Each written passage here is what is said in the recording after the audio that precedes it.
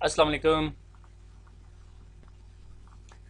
तो शुरू करते हैं आज अपना दूसरा लेक्चर। बिस्मिल्लाहिर्रहमानिर्रहीम। ठीक है।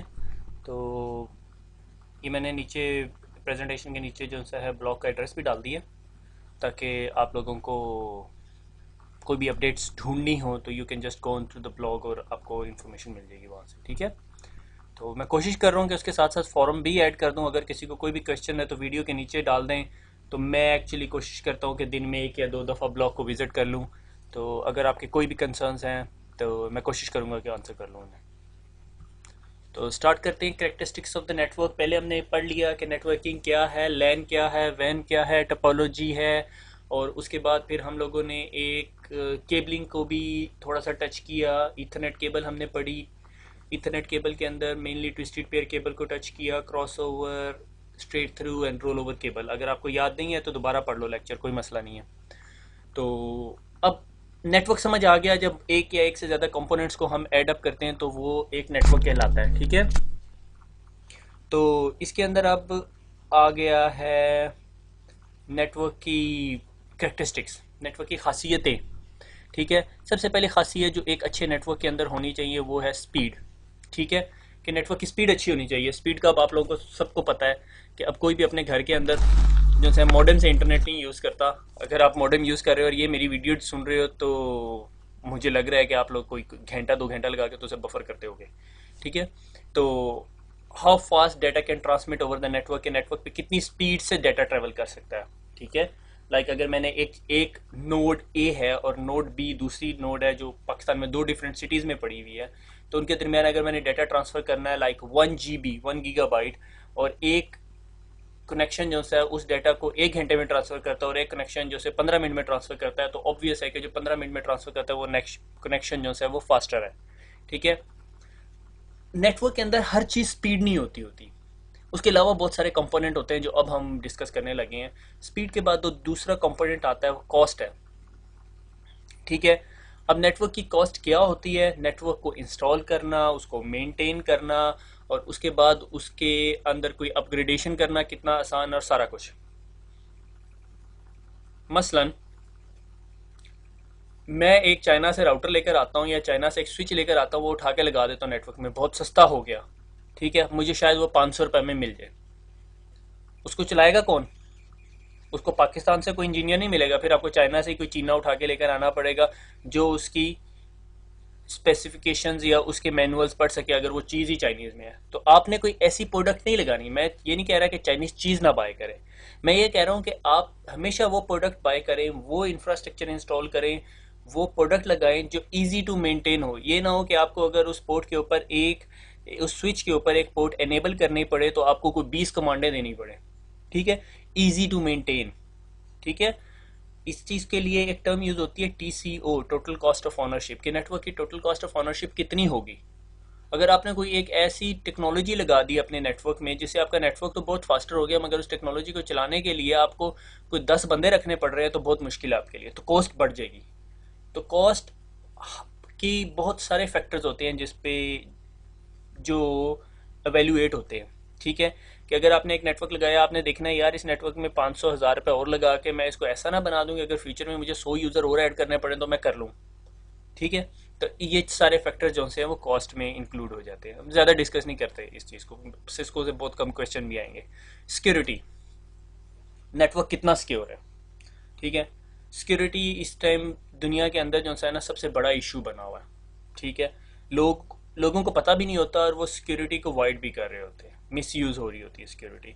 उसके अंदर बहुत सारी रीज़न हो सकती हैं। आपके अपने एम्प्लॉय भी हो सकता है जो आपके बॉस से राज़ी ना हो, वो जाके आपका डाटा ही उड़ा दे सारे का सारा।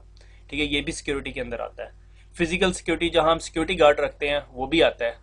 बल्कि मज़े की बात है, पिछले दिनों में ख़बरनामा सुन रहा था तो उसमें बता रहा था वो कराची के अंदर कोई डकैती शिकैती हुई है बैंक के अंदर, उन्होंने सिक्योरिटी गार्ड रखा हुआ था। उसे कहा भाई तूने बंदूक क्यों नहीं चलाई? कहता मैंने तो आज तक बंदूक ही नहीं चलाई। तो सिक्योरिटी आ गई। अगर उसने चलाई होती तो शायद ना होती डकैती। तो नेटवर्क के अंदर भी फिजिकल सिक्योरिटी होती है, आगे जाके हम लोग डिस्कस करेंगे। उसके बाद आ जाता है अवेलेबिलिटी। अवेलेबिलिटी भी एक इंपॉर्टेंट फैक्टर है कि जब आपको उस चीज़ को यूज़ करना है तो आपको अवेलेबल हो। लाइक आपके एटीएम मशीन, आपको रात को 10 या 12 बजे हॉस्पिटल जाना पड़ गया, आपके पास पैसे नहीं है, आप एटीएम मशीन पे गए, उसमें कार्ड डाला और आपको पैसे मिल गए, ये अवेलेबिलिटी है। शुरू शुरू के अंदर मुझे अच्छी तरह याद है, वो सरगोदा के अंदर अक्सर 80% ऑफ एटीएम मशीन चलती नहीं होती थी, मगर क्लब रोड के ऊपर एक एटीएम मशीन होती थी जो अस्करी बैंक की थी मेरे ख्याल में, वो हर वक्त ऑन होती थी। तो अगर रात को आपको कहीं पैसों की ज़रूरत पड़ गई है और आपको चाहिए तो आप हमेशा अस्करी बैंक जाओगे, क्योंकि आपको पता है कि उसकी अवेलेबिलिटी ज़्यादा है, वो अक्सर चल रही होगी। ठीक है। तो अभी आपने अगर वेब सर्वर लेना होता है, अगर आप में से कोई जानने वाला या कोई वेब डेवलपमेंट में काम कर रहा है तो उसको अंदाज़ा होगा, आप लोगों ने जब वेब सर्वर लेना होता है तो आपने देखना होता है कि जो सर्वर आपने लिया है उसकी अवेलेबिलिटी कितनी है। ठीक है। यानी उस डेटा सेंटर की, या वो जो कंपनी आपका डेटा रखेगी अपने पास या आप सर्विसेज होस्ट करेगी अपने पास, उसकी अवेलेबिलिटी कितनी है। बहुत सारी कंपनीज कहती हैं हमारी 99.99 है, कुछ लोग कहते हैं हमारे पास 59 अवेलेबिलिटी है, 99999, 5 टाइम्स 9 अवेलेबिलिटी है, परसेंटेज अवेलेबिलिटी। 99.997 का मतलब है कि आप पूरे साल के अंदर आपका जो सर्वर जो वो कंपनी अपने पास रखेगी वो सिर्फ 15 मिनट के लिए डाउन होगा। ये बहुत बड़ी कमिटमेंट है अगर कोई कह रहा है ये। ठीक है। आपकी मेरे ख्याल में टेलीफोन की सर्विसेज भी इतनी देर अपनी रहती है हर वक्त पाकिस्तान में। ठीक है। तो बल्कि जो टीयर 3 के डाटा सेंटर्स के अंदर जो है वो टीयर्स होते हैं। डाटा सेंटर क्या होता है, जहाँ पर आपके सर्वर्स पड़े, like Yahoo, Google, Hotmail, Facebook, Twitter और जो भी वेबसाइट्स हैं, ठीक है, यूट्यूब, इस तरह के तमाम जो सर्वर्स जहाँ पे पड़े हुए हैं ग्लोबल लोकेशंस के ऊपर, वो डाटा सेंटर्स हैं। यानी डाटा सेंटर क्या हुआ, आपने एक बड़ी सी बिल्डिंग ले ली, उसके अंदर एयर कंडीशनिंग लगा दी, उसके अंदर नेटवर्क ले आए, उसके अंदर सर्वर्स रख दिए, उसके अंदर डेटाबेसेस रख दी, और अब आपने कहा अब मैंने सारे इंफ्रास्ट्रक्चर को, ये सारे का सारा इंफ्रास्ट्रक्चर कहलाएगा, इसको अप रखना है। जब भी किसी को इंटरनेट से इधर मेरे डाटा सेंटर में पड़े हुए किसी सर्वर तक आना की ज़रूरत हो तो उसे वो मिले, दैट इज़ अवेलेबिलिटी। तो कुछ डाटा सेंटर जो है वो क्लेम करते हैं कि हम 59 अवेलेबिलिटी देते हैं, 99.999। वो रफली मेरे ख्याल में, मैंने वर्कआउट किया था पिछले दिनों, तो वो रफली 7 से 10 मिनट डाउन टाइम बनता है उनका पूरे साल में। ठीक है। उसके बाद आती है स्केलेबिलिटी एंड रिलायबिलिटी। ये दो डिफरेंट चीज़ें, मैंने इसलिए दोनों काट इकट्ठी लिखी हुई है, स्लाइड में जगह नहीं थी और मैं दूसरी स्लाइड पे जाना नहीं चाह रहा था। स्केलेबिलिटी होती है, आपने नेटवर्क बना लिया, कल को आपको पता चलता है आपने 10 बंदे और ऐड करने हैं, इसमें 10 यूज़र और ऐड हो गए, आपको पता चलता है हो अगर 10 यूज़र ऐड करने हैं तो इसमें तो कैपेबिलिटी नहीं है आपको, बल्कि सारी जो डिवाइसेस आपने लगाई हुई है सारी उखाड़ के फेंकनी पड़ेंगी और नई डिवाइसेस खरीदनी पड़ेंगी। This is a bad design. Okay, ये अच्छा डिज़ाइन नहीं कहलाएगा। अच्छा नेटवर्क का डिज़ाइन वो होता है या जिसके अंदर स्केलेबिलिटी इजी हो, जो स्केल हो सके। इसके लिए एक इंग्लिश में टर्म यूज़ करते हैं, फ्यूचर प्रूफिंग। कि मैंने आज एक नेटवर्क लगाया, मुझे चाहिए कि 100 यूज़र कनेक्ट करने हैं, मैंने जी 48 पोर्ट के 3 स्विच ले लिए, 48 पोर्ट पे पहले 48 यूज़र्स लगा दिए, 48 पे दूसरे यूज़र लगा दिए, और पहले जो से है बाकी कितने बच गए, 4 5 6 कोई यूज़र बच गए, तो वो भी उठा के मैंने तीसरे स्विच पे लगा दिया, मगर मेरे पास अभी 40 पोर्ट्स और पड़ी हुई है। तो मैंने कहा जी मैंने फ्यूचर प्रूफ भी कर लिया नेटवर्क, मैं अभी नेटवर्क को एक्सटेंड कर सकता हूँ 48 और यूज़र्स तक, 40 यूज़र्स तक और। ठीक है, that is known as scalability, कि आप कितनी आसानी से स्केल कर सको। मैं ये नहीं कह रहा कि आपको पैसे लगाए बगैर स्केल कर लो, मगर कम से कम डिसरप्शन और कम से कम पैसे लगा के आप जब नेटवर्क को स्केल कर सको, उस चीज़ को कहते हैं स्केलेबिलिटी का कैरेक्टरिस्टिक। उसके बाद आ जाता है रिलायबिलिटी। रिलायबिलिटी के लिए क्या होता है, मैंने एक यहाँ पे टर्म लिखी हुई है MTBF, mean time between failure. आप अगर कोई भी डिवाइस खरीदते हो ना, से सिस्को का स्विच, क्योंकि हम CCNA कर रहे हैं तो सिस्को का ही स्विच डिस्कस होगा। सिस्को का स्विच खरीदते हो ना, तो अगर आप उसकी डाटा शीट में जाओ तो उसके अंदर एक टर्म लिखी होती है मीन टाइम बिटवीन फेलियर, कि ये स्विच कितने अरसे तक चलेगा और उसके बाद शायद वो बैठ जाए, डाउन हो जाए, उसकी एक एवरेज उन्होंने टाइम निकाला हुआ होता है। ठीक है, मुझे अभी एग्जैक्टली याद नहीं, मेरे ख्याल में एक एवरेज स्विच का जो टाइम होता है ना वो 3 साल होता है, वो 3 साल तक बगैर फेलियर के चलेगा। कितना रिलायबल है ये डिवाइस। ठीक है, सुजुकी मेरान और 86 करोला में कितना डिफरेंस है आपको पता है। ठीक है, वो 100 माइल चलने के बाद उसको अंदर मेंटेनेंस की ज़रूरत पड़ेगी, और 86 करोला कितने माइल चल के ज़रूरत पड़ेगी, जिनके पास 86 करोला वही बता सकते हैं, मेरे पास नहीं है। ठीक है, मेरे पास तो होंडा CD70 है। ठीक है, वो बहुत रिलायबल है, उसकी रिलायबिलिटी बहुत है। ठीक है ना, मैंने बड़ा रगड़ा दिया उसे। ठीक है, वो आप लाहौर की सड़कों पे जाके देख लें, वो लड़के तो वन व्हीलिंग वगैरह कर रहे होते हैं उसके ऊपर। ठीक है, कि रिलायबल कितना है नेटवर्क। ठीक है, नेटवर्क के ऊपर स्विच कितनी जल्दी उड़ता है। अगर मेरे पास एक नेटवर्क है, उसके अंदर 100 स्विचेस लगे हुए हैं, और मैं अभी जिधर काम कर रहा हूँ वहाँ पे हमारे पास कोई 750 स्विचेस लगे हुए हैं। ठीक है, उन स्विचेस के अंदर हमने जब एवरेज निकाली तो हमारे साल में 20 स्विचेस उड़ते हैं, 20 स्विचेस फेल होते हैं। Not a bad value. ठीक है, 750-800 स्विचेस के अंदर से अगर आपका साल में 20 स्विचेस उड़ने कोई मसला नहीं है। बल्कि इस साल हमारे जो 2011 हमने क्लोज किया उसके अंदर सिर्फ 11 स्विचेस उड़े, यानी एक स्विच पर मंथ भी नहीं बनता। ठीक हो गया, तो इसका मतलब जो स्विचेस हमारे पास हैं उनका मीन टाइम बिटवीन फेलियर बहुत अच्छा है। ठीक है, तो आगे चलते हैं। Need for network security, security के ऊपर बहुत स्पीचेज होती हैं। यूरोप के अंदर तो बहुत खप है सिक्योरिटी के ऊपर कि डाटा सिक्योर होना चाहिए। ये फेसबुक, सोशल नेटवर्किंग वेबसाइट्स और इनके बारे में बहुत सारी स्टोरीज है। ठीक है, तो need for the network security के 60 to 80% of network miss use come from inside. कि अगर किसी नेटवर्क के अंदर कोई मिसयूज होता है, मिसयूज क्या, कि मसलन मेरी कुछ डाटा फाइल्स थी जिन पे मैं काम कर रहा था, मैं फाइनेंस डिपार्टमेंट में हूँ, मुझे पता है जी डिपार्टमेंट में हर बंदे की कितनी कितनी सैलरी है। कोई और आईटी डिपार्टमेंट का बंदा उस फाइल को एक्सेस नहीं करना चाहिए, मगर वो एक्सेस कर लेता है और उसको पता चलता है यार मेरे साथ वाले कलीग को इंक्रीमेंट मिला, मुझे इंक्रीमेंट नहीं मिला, तो फड्डा बन जाएगा, बहुत बड़ा इश्यू हो जाएगा। Most of 60 to 80% of network के जो मिस यूज होते हैं वो अंदर से ही हो रहे होते हैं। वो बाहर से हैकर आके नहीं अटैक कर रहा होता, ये बाहर से नहीं किसी ने आके डाटा निकाला और दूसरे कुलीग को बताया ओ यार आपके कुलीग की तो सैलरी बढ़ी आपकी नहीं बढ़ी, ऐसा चक्कर नहीं होता। ठीक है, तो अंदर से कैसे सेव करना है, यही नहीं है कि बाहर से ही सेव करना है, अंदर से भी सेव करना है उस चीज को, नेटवर्क को। ठीक है, वो कैसे करना है, will discuss about it. Open and close network. Open and close network क्या होता है, एक ऐसा नेटवर्क जिसके अंदर बाहर से कोई यूजर आ सके।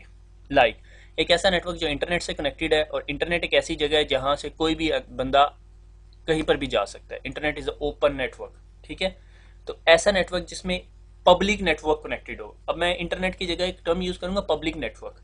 Public network is sort of internet, कोई भी आ सकता है। ठीक है, तो ओपन नेटवर्क वो होता है जिसमें पब्लिक नेटवर्क से कोई भी बंदा अंदर आ सकता है। ठीक है, उस नेटवर्क के में पड़े हुए डाटा को देख सकता है या नहीं देख सकता, ये एक अलग क्वेश्चन है। क्लोज नेटवर्क वो होता है जिसका पब्लिक नेटवर्क से कोई लिंक नहीं होता। ठीक है, नॉर्मली जो डिफेंस फोर्सेस के नेटवर्क्स होते हैं वो पब्लिक नेटवर्क से कनेक्टेड नहीं होते, उनका अपने डेडिकेटेड लिंक होते हैं। लाइक अगर उनका कराची, लाहौर, इस्लामाबाद, फैसलाबाद में 5-6 जगह पे ऑफिस हैं तो उन्होंने इंटरनेट से आपस में नहीं जोड़े होंगे ऑफिस। मगर अगर कोई और ऑर्गेनाइजेशन होगी, उसने एक ओपन नेटवर्क बनाया हुआ है कराची, लाहौर, इस्लामाबाद, उन्होंने कहा सारे ऑफिस को इंटरनेट से कनेक्ट कर लो और हम आपस में data over the internet cross करेंगे। ठीक है, मैं उसकी डायग्राम दिखाऊंगा आपको आगे जाके। ठीक है, तो that's the difference between open and close network. Open network जो आपका पब्लिक नेटवर्क से कनेक्टेड होता है, लाइक इंटरनेट से कनेक्टेड होता है। क्लोज नेटवर्क जो आपका पब्लिक नेटवर्क से कनेक्ट नहीं होता, उसकी साइट्स या डिफरेंट लोकेशन है आपस में एक डेडिकेटेड लिंक से कनेक्टेड होती हैं। डेडिकेटेड लिंक जिसपे कोई और बंदे का डाटा नहीं जा रहा, सिर्फ उन्हीं का डाटा जा रहा है। ठीक है, इस मोर सिक्योर, मगर एक्सपेंसिव भी होता है वो। अच्छा, हैकिंग जो सी है वो बहुत बड़ा इशू बन गई है, मगर आप लोगों को सीसीएनए में नहीं पढ़ाना उसे, बस ये इस एक चार्ट दिया हुआ था सिस्को की बुक में, मैंने कहा डिस्कस कर लेंगे, काफ़ी अरसे से डिस्कस होना शुरू हो गया। ये एक चार्ट है। ठीक है, 1980s, 90s और 2000, ये एक जो एक्स एक्सिस से, फॉर एग्जांपल एक्स एक्सिस के थ्रू ईयर्स चल रहे हैं और वाई एक्सिस के थ्रू क्या चल रहे हैं, कितनी हाई लेवल पे मैट्रिक्स जा रहा है फॉर द हैकिंग। ठीक है, पहले क्या होता था, पहले जब 1980s की ज़माना था तो उस वक्त क्या होता था कि सिर्फ पासवर्ड ही आपके डाटा को सिक्योर करता था, लोग पासवर्ड को गैस करते होते थे। हम आगे पढ़ेंगे कि पासवर्ड क्या है और कैसे गैस होता है। ठीक है, फिर हो गया, उसके बाद आगे चलते गए लोगों ने और मजीद सिक्योरिटी की और हैकर्स ने मजीद एडवांसमेंट की, उन्होंने सेल्फ रेप्लिकेशन कोड बना दिए कि डाटा जाता था, निम्दा वायरस और इस तरह की सारी स्टोरियाँ। फिर लोगों ने पासवर्ड क्रैकिंग शुरू कर दी, डिसेबिलिटी और disabling the audits, hijacking second, sniffer, scanner, तो सारा कुछ। कि जिस तरह ये दो लाइनें हैं, एक ये वाली लाइन और एक ये वाली लाइन, ये वाली, ये दो लाइनें किस चीज को बता रही हैं कि जिस तरह लेवल ऑफ हैकिंग बढ़ता जा रहा है उस तरह ही टेक्निकल नॉलेज रिक्वायर्ड, ठीक है, technical knowledge required to do the hacking गिरता जा रहा है। उसकी वजह क्या है कि स्क्रिप्ट किडीज बहुत ज़्यादा आ गया। स्क्रिप्ट किडीज की आप एक टर्म सुनोगे जो ये कहलाता है कि कोई भी बंदा स्क्रिप्ट उठाए, अगर उसके पास एक अच्छा कोड हाथ लग गया है किसी के पास से, उसको यूज़ करे और थोड़ा बहुत जानता हो कि कैसे यूज़ करना है, तो वो हैक कर सकता है।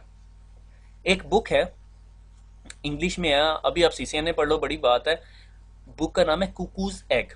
एक एस्ट्रोनॉमिस्ट था, उसने कंप्यूटर पे काम करना शुरू किया, 1980s की बात है, और उसने एक हैकर पकड़ा। उसने कैसे वो हैकर पकड़ा और उसकी सारी स्टोरी है, sort of suspense digest type की चीज़ है, मगर वो इंग्लिश में लिखी हुई है, मगर वो बहुत पुराना है। वो एक ऐसा बंदा था जिसने पहली दफ़ा एक हैकर को पकड़ा जो जर्मनी में बैठा हुआ था और वो केजीबी के लिए काम करता था। Sort of very very suspense sort of book है। मैं सजेस्ट करता हूँ पढ़नी चाहिए, मगर पहले सीसीएनए पढ़ लो फिर वो पढ़ लेना, ठीक है। कुकूज एग उसका नाम है, ठीक है। उसने कैसे ट्रेस किया उसको हैकर को, और वो किस तरह टाइम लगा के बैठा रहा। उस बंदे की एक बात है, क्या नाम है उसका, क्लिफ नाम था उसका, मुझे फर्स्ट नेम नहीं उसका याद आ रहा, ठीक है। उस बंदे ने कहा कि जब आप पहली दफ़ा कोई काम करते हो तो वो साइंस होती है, दूसरी दफ़ा जब आप काम करते हो तो वो इंजीनियरिंग होती है, तीसरी दफ़ा जब आप काम करते हो तो टेक्निकल सपोर्ट होती है। तो हैकिंग सॉर्ट ऑफ उस लेवल पे पहुंच गई है कि अब जो सा है ना वो साइंस नहीं रही, ठीक है ना।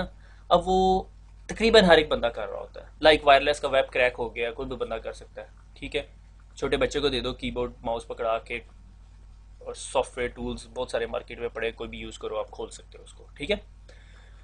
आगे चलते हैं, टेंशन नहीं लेनी बहुत ज़्यादा। अब आप सोच रहे हो कि मैं ये सीसीएनए छोड़ूं, हैकिंग पढ़ लूँ पहले, ठीक है। पहले ये पढ़ लो फिर आगे हैकिंग भी पढ़ लेना। आगे चलते हैं, क्लासेस ऑफ अटैक, ठीक है। अटैक कैसे किया जा सकता है। अब डोंट टेक द इंप्रेशन कि मैं आपको यहाँ हैकिंग पढ़ाने लगा, ठीक है। ये सिर्फ सिक्योरिटी का इंट्रोडक्शन देने के लिए है, ठीक है। अटैक के बहुत सारे टाइप्स होते हैं। एक अटैक का टाइप कहलाता है पैसिव, ठीक है। पैसिव अटैक क्या है कि आप साइड पे खड़े हुए हो और ट्रैफिक को एनालिसिस कर रहे हो, मॉनिटरिंग द कम्युनिकेशन। लाइक किसी बंदे ने जब चोरी करनी होती है किसी के घर में, तो उसको उसके सारे टाइमों का पता होता है, कितने बजे ये जाता है, कितने बजे इसके बीवी बच्चे स्कूल जाते हैं, और फिर ये कितने बजे वापस आते हैं, उसे एग्जैक्ट टाइमिंग पता होता है, कितने बजे घर खाली होता है। इसी तरह नेटवर्क के अंदर जब किसी ने पैसिव अटैक करना होता है तो वो देखते हैं, अच्छा जी नेटवर्क के अंदर सर्वर्स कहाँ पे पड़े हैं, सर्वर्स के नाम क्या क्या हैं, उनके आईपी एड्रेसेस क्या क्या हैं, ठीक है। और उसके बाद आगे हम आते हैं एक्टिव अटैक्स। एक्टिव अटैक्स के अंदर क्या है, उसने ताला तोड़ना शुरू कर दिया उसने, ठीक है। उसे पता चल गया घर वाले सारे बाहर गए हैं, अब उसने ताला तोड़ना है। कौन सा ताला तोड़ना है, सबसे कम शोर मचाए बगैर, पीछे से आएगा, सामने से आएगा, खिड़की खोलेगा, जो भी तरीका आजमाएगा। एक्टिव अटैक नेटवर्क में क्या होता है कि आपको पता चल गया यार ये सर्वर जो सा है ना ये पासवर्ड मांगता है, आप उसको उसके ऊपर अब कोई एक ऐसा कोड चला दोगे या कुछ ऐसा कर दोगे कि वो पासवर्ड ना मांगे आपसे। Close in attack, close in attack attempts to go closer to the physical proximity to the network system और फैसिलिटीज। क्लोज इन अटैक क्या है, जब आप बहुत करीब जाके कुछ चेक करना चाह रहे हो, ठीक है, लाइक खिड़की में से झांक रहे हो, ठीक है, घर की, के भाई अंदर क्या हो रहा है, ठीक है। Insider, insider class of attack क्या होती है कि आपका घर के अंदर का ही बंदा मिला हुआ होता है। लाइक आपके घर के अंदर काम करने वाली माई आती है, आपने अक्सर देखा होगा कि वो घर में स्टोरियाँ बता रही होती है, जी वो फलान अलमारी के अंदर या फलां पतीले के अंदर जी सोना पड़ा हुआ, ठीक है, ये जो भी चीज़ें पड़ी हुई, ठीक है। Distributed malicious modification hardware software during the distribution with backdoor installed, कि आपको किसी ने कहा, ये तो बहुत कॉमन टाइप की चीज़ है, कि आपको किसी ने कहा कि ये सॉफ्टवेयर ले लो, ये बहुत अच्छा है, या गेम्स है या जो भी, ठीक है, और आपने वो गेम इंस्टॉल कर ली, और आपको ये नहीं पता कि उसके अंदर किसी ने कोई ऐसी चीज़ डाली हुई थी जो पैकेट स्निफर या की लॉगर्स है। की लॉगर क्या चीज़ होती है, आपने अपने कीबोर्ड से जो कुछ भी टाइप किया तो उसने लॉक कर लिया। ये बहुत कॉमन टूल है, मिल जाता है आपको आराम से। बल्कि आपको, अगर मैं आपको बता भी दूँ आपके सिस्टम पे पड़ा हुआ है, तो आपको पता भी ना चले कि आपके सिस्टम पे पड़ा हुआ है। वो ऐड एंड रिमूव कंपोनेंट से रिमूव नहीं होता, ठीक है। तो आगे चलते हैं। अब मुझे ये कमेंट ना करना कि आपको वो स्टूल का नाम बता दो, खुद ढूंढ लो,